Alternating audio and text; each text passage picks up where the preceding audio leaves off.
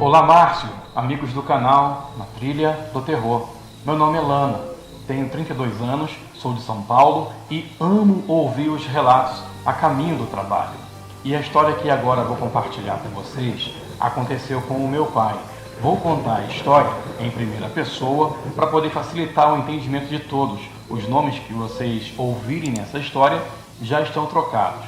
O fato é que o que aconteceu foi algo muito tenebroso, horripilante, terrivelmente assustador.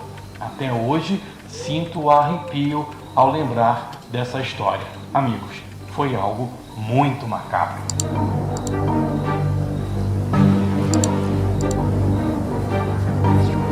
Esse é o caso do lobisomem do sítio de Sobral, no Ceará. O conteúdo original foi enviado pela Lana. Lana pede para que o seu nome seja mantido no mais absoluto sigilo. Logo, qualquer nome que você ouvir nessa história, nessa narração, será fictício. Como ela mesma disse, já trocou os nomes. E se você também tem um relato, um conto, uma história para contar, envie para nós o seu relato. O e-mail é natrilhadoterror@gmail.com e teremos o prazer de contar também aqui a sua história em nosso canal. Caso queira, a sua identidade também será mantida no mais absoluto sigilo. Amigos, como vocês sabem, a minha irmã Aline foi diagnosticada com câncer no colo de útero e nesse momento que eu estou gravando o episódio, hoje é dia 17 de novembro de 2023, a minha irmã informou que para a próxima semana ela vai estar finalizando as 2 últimas sessões de radioterapia. A químio ainda deve continuar. Portanto, eu informo que qualquer valor que neste momento adentrar para o nosso canal será revertido para estar custeando, ajudando o tratamento da minha irmã. Então, se você puder, acesse aqui os links anexos a esse conteúdo para que você possa estar participando do nosso Catarse, participando do nosso Após, também possa fazer um Pix, se você quiser, fazendo sua doação para a minha irmã Aline. Amigos, eu agradeço a você que participou da rifa. No dia 20 de novembro vai correr o número contemplado. Então logo nós tenhamos o nome do vencedor, também gravarei um episódio anunciando esse vencedor. Dito isso, meu amigo, minha amiga, muito obrigado desde já pelo seu carinho. Muito obrigado desde já por estar se inscrevendo, compartilhando, dando estrelinha e participando do nosso canal em nossas plataformas. Deus te abençoe e eu convido você para ouvir mais um relato aqui no meu e no seu, no nosso canal, Na Trilha do Terror. Vem com a gente.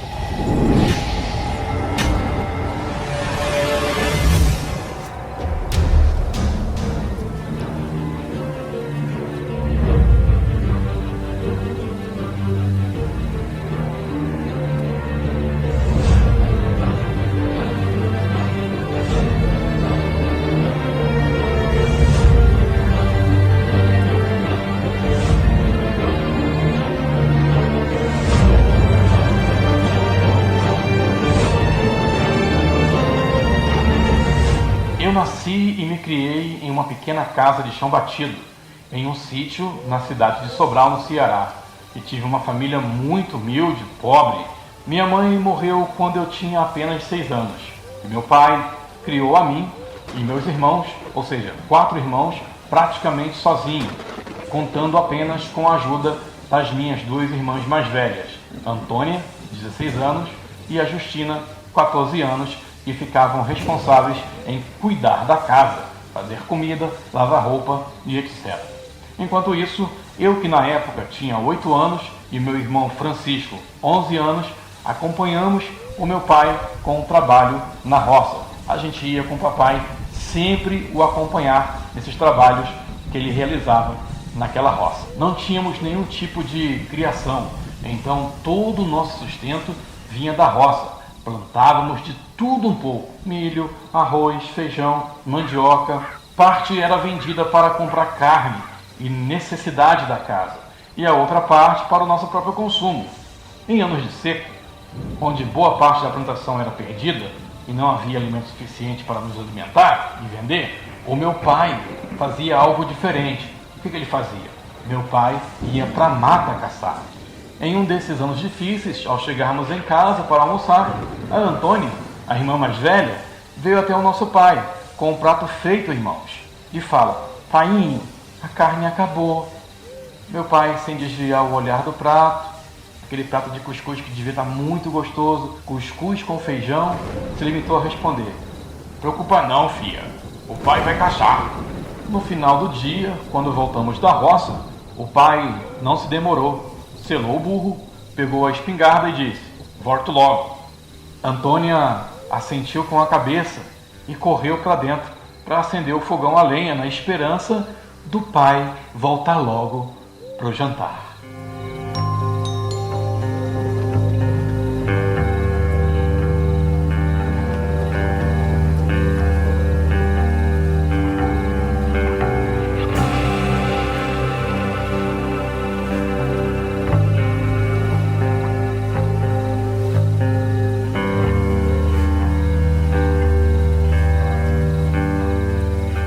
No entanto, a noite foi caindo e nada do pai voltar. Esperamos sentados na beira da casa, ali na frente da casa, por horas e horas, e nada do pai voltar. Então Antônia, já fechando as janelas, nos chamou para entrar. Entramos e, com o estômago roncando de fome, comemos o cuscuz com feijão e fomos deitar. E meu pai, nada de chegar.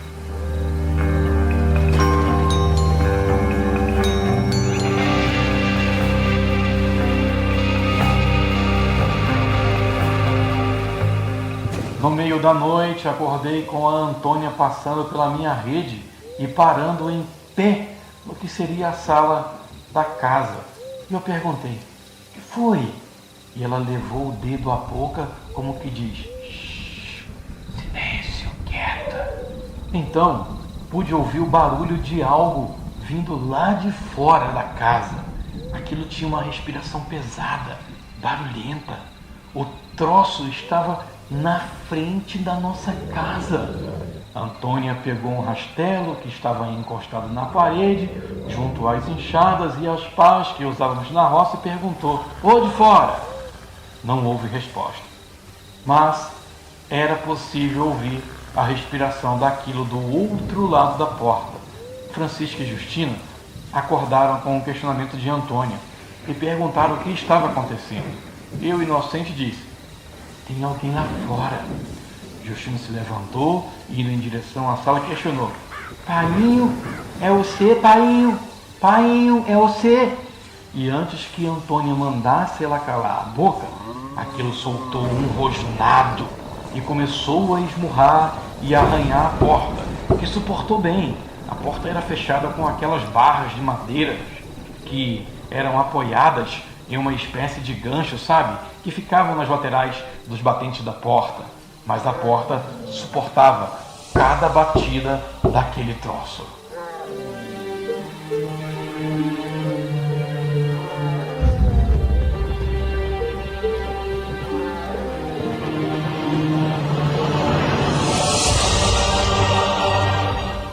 Justina começou a gritar: "Pai, acorde, pai, acorde, acorde." Até que Francisco também, aos gritos, diz: "Ele ainda não voltou, sua tonta!" E como se eu também tivesse esquecido, dei um pulo da rede e corri para a sala, me agarrando a Antônia. Aquilo rosnava de ódio enquanto esmurrava a porta. Era tão forte que a cada pancada a porta estremecia de cima a baixo. De repente, aquilo parou e começou a farejar por debaixo da porta, como se estivesse sentindo o meu cheiro ao entrar na sala. Em seguida, começou a cavar no pé da porta. Em questão de minutos, aquilo já tinha feito um buraco enorme e era possível ver as patas grandes com as garras horríveis que rasgavam o chão batido como se fosse nada. Eu chorava como nunca tinha chorado na vida. Francisco estava paralisado ao lado de Justina, a mais desesperada, e gritava e chorava ao mesmo tempo.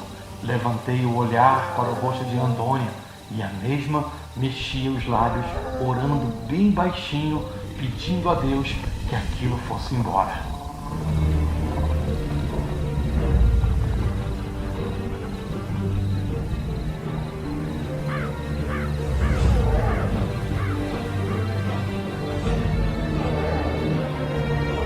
De repente, um estrondo rasgou todo aquele barulho de choro, oração e rosnado. Alguns instantes se passaram até que outro estrondo fosse ouvido. Esse barulho fez aquela coisa parar de cavar e, em questão de segundos, começamos a ouvir o som de galope se aproximando e passando mais que rápido pela lateral da casa, seguindo para os fundos onde havia uma mata. O bicho para lá se acolheu. Ficamos o resto da madrugada acordados, com os olhos arregalados ao menor sinal do barulho lá de fora e morrendo de medo. Mas, quando o sol começou a dar seus primeiros raios, quem mora no Ceará sabe que o sol lá amanhece pelas 5, 5:30 da manhã. Ouvimos o galope se aproximar da casa novamente, seguindo por um Tonha, Tonha, é o pai, fia, abre a porta, minha filha, abre a porta. Antônia deu um pulo e se apressou em abrir a porta para encontrar nosso pai, que se encontrava agachado, olhando o buraco que aquele monstro havia feito no pé da nossa porta. Meu pai estava com os braços e o rosto arranhados pelos espinhos do mato fechado. Foi ele quem passou pela casa a galope, correndo atrás daquela coisa. Antônia o abraçou e disse: "Ô, painho, foi Deus que mandou você, pai. Foi Deus que mandou o senhor, meu pai. Senão ele tinha entrado e tinha comido a gente, meu pai." Meu pai, por sua vez, disse que demorou, pois não estava encontrando nada que pudesse nos alimentar. E que parecia que os bichos estavam todos escondidos naquela noite. E que, ao tomar o caminho de volta para casa, pôde ouvir os gritos de Justina bem de longe. E ao avistar a nossa casa, viu aquele bicho na porta e meteu bala. Só que não acertou nenhum tiro na criatura.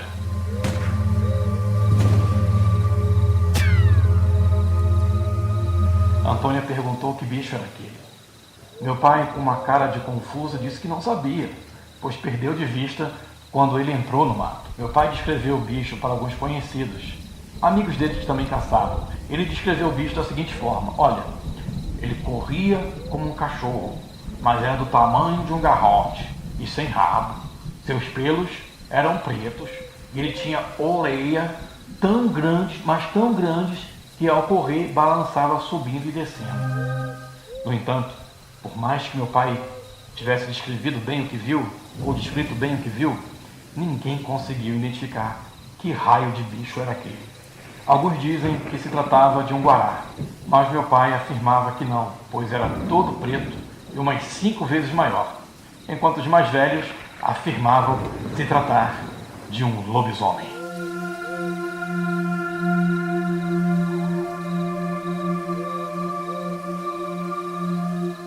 O buraco no pé da porta foi fechado com pedras e cimento, e daquele dia em diante meu pai nunca mais nos deixava sozinhos por longos períodos à noite.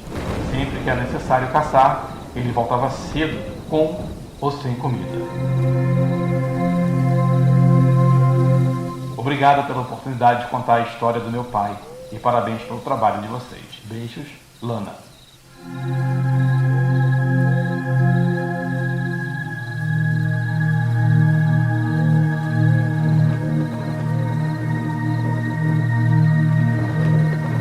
Esse é o caso do lobisomem do sítio em Sobral, no Ceará.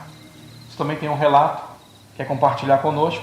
Na descrição do conteúdo tem as formas como você pode estar entrando em contato conosco e dividir também aqui a sua história, tá certo?